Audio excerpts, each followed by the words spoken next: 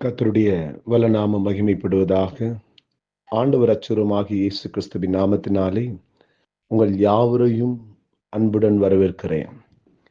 இந்த காலை வேளையிலும் கூட அவனுடைய சமூகத்திலே நாம் நோக்கி பார்க்க தேவன் நமக்கு கிருபையும் அனுக்கிரகத்தின் தேவன் ஏற்படுத்தியிருக்கிறார். அதிகாலையில் தேவனும் நானும் என்கிறதான இந்த 1 மணி நேர ஜெபத்தில் நீங்கள் இணைந்து அதிகாலை வேளை தேவன் நமக்கென்று வைத்திருக்கிறதான கிருபையும் ஆசீர்வாதத்தையும் பெற்றுக்கொள்வோம்.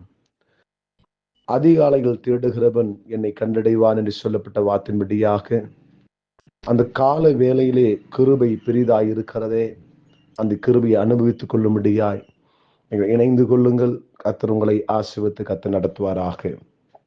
இந்த நாளிலும் நாம் தேவனுடைய சமூகத்திலே காத்திருந்து ஜெபிக்கவும், அவரை துதிக்கவும், அவருடைய வார்த்தையை கால வேளையில தியானம் பண்ணவும் தேவன் நமக்கு பாராட்டுகிற எல்லா இரக்கங்களுக்காய் கர்த்தரை நான் ஸ்தோத்திரிக்கிறேன்.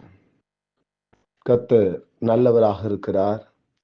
தேவன் எதிர்பார்க்கிறதான மனிதர்கள் பல வழிகளிலே தேவ மனிதர்களை உருவாக்கத்தக்கதாய் வேதத்திலே அடையாளங்களையும் வழிகளையும் ஆலோசனையும் தேவன் கொடுத்திருக்கிறார். இன்றைக்கும் ஒரு சில காரியங்கள் உங்களுக்கு முன்பாக நான் நிறுத்த நான் விரும்புகிறேன். தேவனுக்கு தேவைப்படுகிறதான மனிதர்கள் யார்? அனுதினமும் அவர் முகத்திற்கு நின்று அவர் குரல் கேட்கிறவர்களாக இருக்க வேண்டும். ஒவ்வொரு நாளும் நாம் தேவனுடைய சமூகத்தை தேடுகிறதான மனிதர்களாக இருப்போம் என்று சொன்னால் தேவன் நம்மோடு கூட பேச அவர் வல்லவராய் இருக்கிறார். ஒரு சிநேகிதனோடு கூட பேசுகிறதை போல ஆபிரகாமிடத்திலே மாத்திரமல்ல, நம்மிடத்திலும் பேசுவதற்கு வல்லவராக இருக்கிறார்.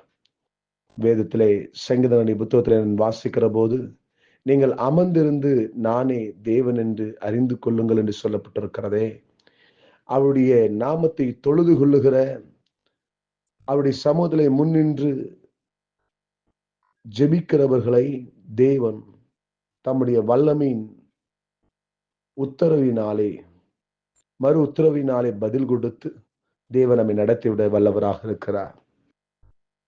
மோசே தேவனுக்கு முன்பாக நின்றான், மகிமையோடு கூட இறங்கி வந்தான்.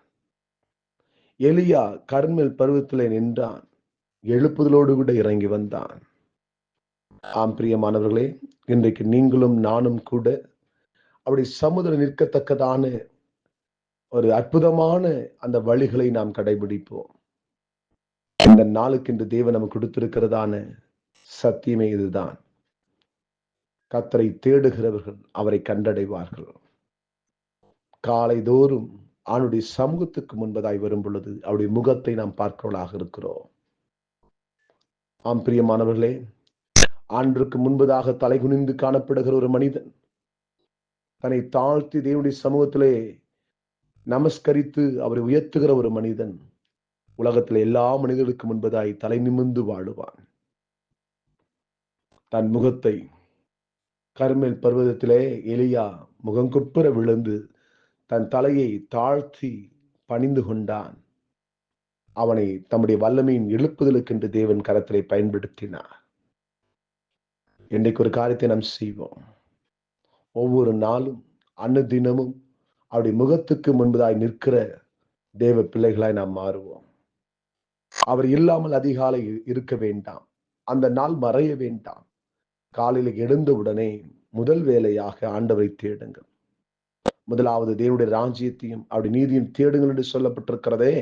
நீங்கள் தேடும் பொழுது நிச்சயமாய் சொல்லட்டும், நீங்கள் கேட்கிறதை நீங்கள் பெற்றுக்கொள்ளுவீர்கள். இந்த கால வேளையில கர்த்தர் உங்களுடைய வாழ்க்கையும் வழிகளையும் கர்த்தர் அப்படியே நடத்திவிட அவர் போதுமானவராயிருக்கிறார். தொடர்ந்து நீங்கள் யாவரும் இந்த அதிகாலையில் தேவனும் நானும் என்கிறதான இந்த ஜெபத்திலே நீங்கள் இணைந்து கொள்ளுங்கள். ஒவ்வொரு நாளும் தேவன் எதிர்பார்க்கிற மனிதர்கள் யார் என்பதை நாம் தியானித்து அந்த வார்த்தைகளுக்கு கீழ்ப்படிந்து தேவனுடைய நாமத்தை மகிமைப்படுத்துவோம். தேவனும் நம்மை ஆசீர்வதிப்பாராக. தேவனும் நானும் இருக்கிறதான அந்த இடம்தான் அவருடைய சமூகம். அந்த சமூகத்தை விட்டு விடாதீர்கள். யாவரும் இணைந்து கொள்ளுங்கள், யாவரும் காத்திருங்கள். ஒரு புது பலத்தோடு கூட கர்த்தர் இந்த நாள் முழுவதும் உங்களை நடத்துவாராக. இந்த நாள் நீங்கள் எதிர்பாராத பல காரியங்கள் ஆண்டுக்கு முன்பாக இருந்து அவருடைய குரலை கேட்டு கடந்து போகிற ஒவ்வொரு மனிதருடைய வாழ்க்கையிலும் கர்த்தர் தமக்கு மகிமையான காத்தாண்டை செய்வார். கர்த்தர் தாமே உங்களோடு கூட வழி நடத்துவாராக. ஆமென்.